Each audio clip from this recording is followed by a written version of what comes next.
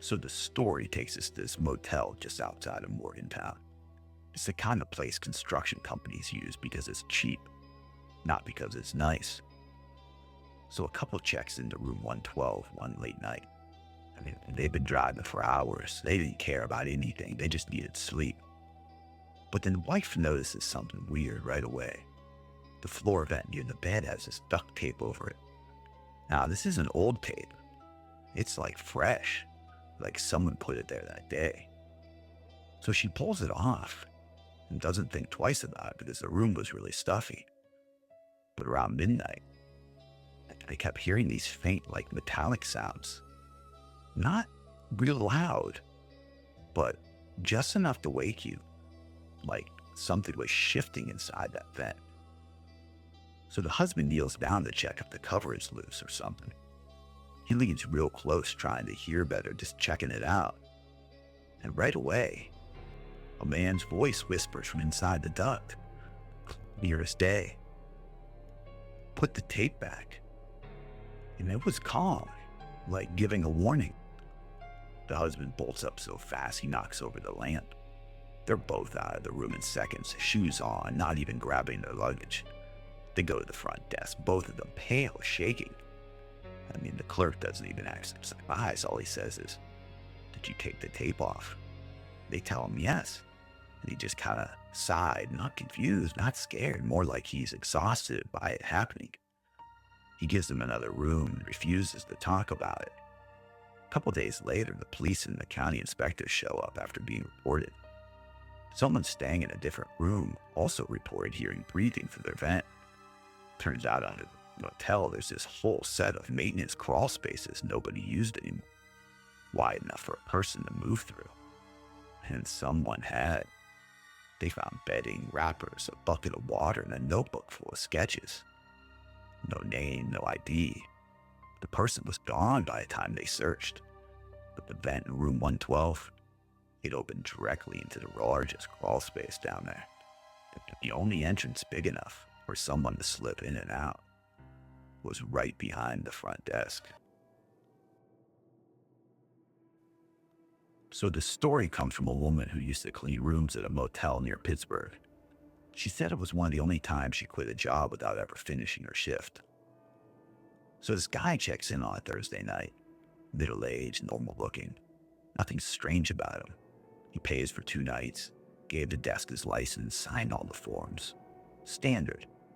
They put him in a room, 118, close to the end of the row.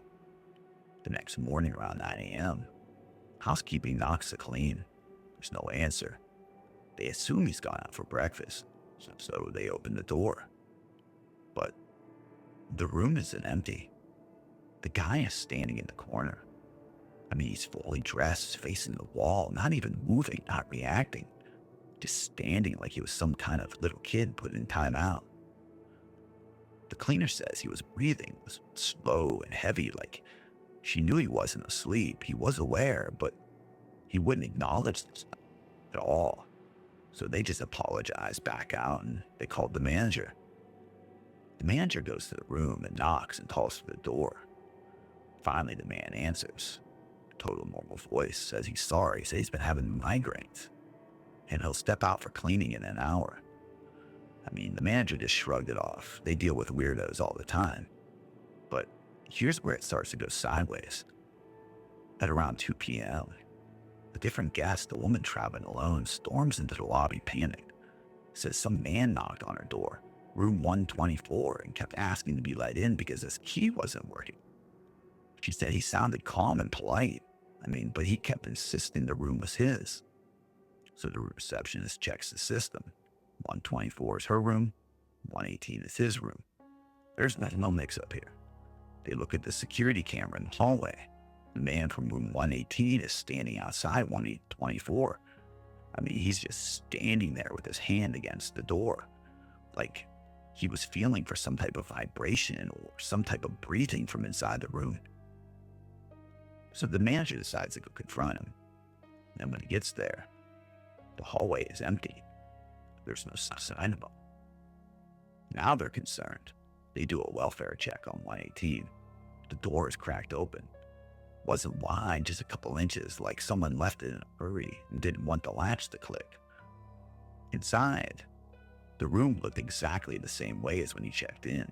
The bed was made, the towels unused, nothing unpacked. The only thing is the curtains. They're drawn tight, pinned together with wood from the kitchenette. So, no light would come into this. And the man, just gone. They called the number he written on the back of his check-in sheet. Of course, it was out of service. They run his license info. It wasn't even him. The name was real, but the photo was some other guy, older and heavier. At this point, the police get involved. They pull the camera footage again. But now they're looking at it differently. They track every angle of his movement. And what they see is this. He never once walked past the front office. He never walked to the vending area. Never walked to the parking lot. From the moment he checked in, he only moved between two places, room 118 and room 124, back and forth, calm and deliberate, like he was waiting for the perfect moment that woman slipped up and opened the door without checking the peephole. When cops searched 118, they found something lodged behind a nightstand, a napkin from the front desk with room 124 written on pencil, just a number, no names, no notes. Like he wasn't staying there to rest. He was staying there to hunt with patience. The one woman on 24 checked out immediately. The staff changed the locks on every room, even though the keys weren't the issue. And the man was never found. No car, no real ID, no trail. Just a guy who showed up for 2 nights, never slept, barely spoke, and only cared about one room that wasn't his. So there's this roadside motel off of I-90 outside of Erie, PA. It's the kind of place locals ignore, but travelers end up when the weather gets really bad. This happened during a snowstorm. Around 1 a.m., a guy named Tom hears 3 slow knocks on the front office door. Now, they weren't frantic, just steady. So he opens the door, assuming it's someone stuck in the storm. It's a woman, maybe in her late 30s. Her hair was soaked, snow melting off her coat. No car outside, no footprints leading up to the office either. And he noticed it right away because the parking lot was covered in fresh, untouched snow. She tells him she needs a room for the night. Her voice is normal and calm, but her eyes look disturbed. Not scared or tired, disturbed, like she was on autopilot.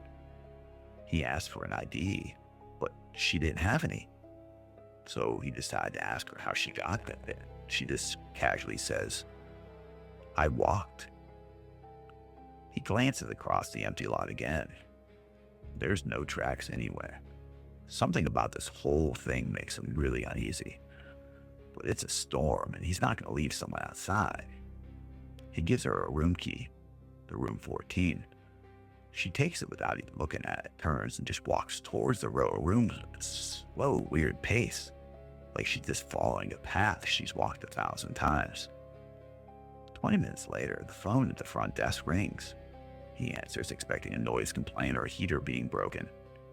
But it's the woman. Except, she shouldn't have been able to call. The phones in the room were only connected internally, and hers was not connected at all because it was a courtesy room, not even on the books. She says, barely above a whisper, "There's someone in my room." He asks right away, like, "Who?" And she comes back and just tells him, "I think it's me." Now, at this point, he thinks she's having some kind of mental episode. So he grabs the spare key and heads to room 14. But when he gets there, the door's wide open. The wind is blowing in, snow is everywhere, curtains moving. The room is empty, completely untouched. The bed hasn't even been sat on. And the woman? She's gone. No tracks leaving the room, no tracks walking away, nothing. He checks every room, every hallway, every camera. The last footage where he's walking towards room 14, head down, moving slow. She never appears again on any angle. The police show up and do a full sweep. They end up asking him if he's familiar with a missing persons case from 2 years earlier. A woman who just walked off during a winter storm after leaving a stranded car trying to walk for help.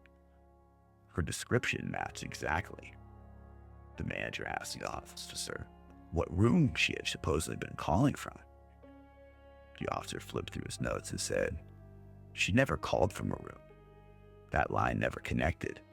We checked the logs. Your phone never rang tonight."